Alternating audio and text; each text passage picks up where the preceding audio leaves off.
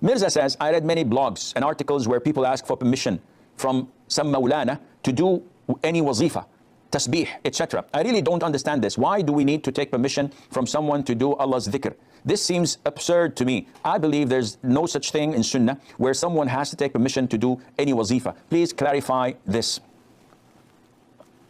First of all, the word wazifa, is not founded in the Quran and the Sunnah. This is something that people made up, especially those in the subcontinent. They've innovated it.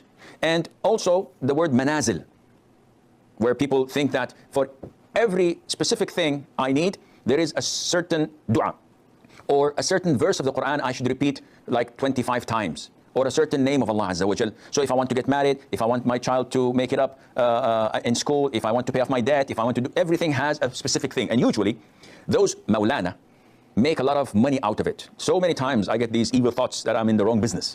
These guys just sit there, relax, take off their shoes, put their hairs down, probably, and they give such wazifa and they charge money for it.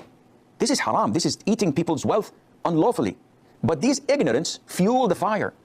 They come to Maulana, my daughter is not married for the past 5 years. Give me a wazifa. So they write something to them and say, repeat this 25 times after every salah, or read this 115 times before Fajr and after Witr, etc. All of these are innovations, baseless, has nothing to do with Islam. It has to do with their corrupt ideology. It has to do with Ponzi schemes and making money out of the poor and the ignorant. So you do not need to have permission from any Maulana, from any scholar, from any sheikh to make dhikr. However, you need to be careful that you do not innovate. So I read the dua, oh, it's nice, I'm going to say it. Akhi, you have to ask, is this authentic? Did the Prophet say it, alayhi salatu wasalam?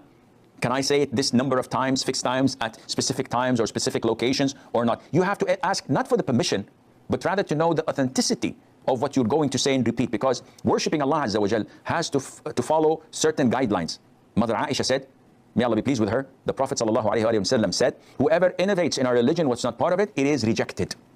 So you have to, first of all, scrutinize whatever you had found, whether it is according to the Sunnah or it's an innovation that Allah would reject and not accept from you.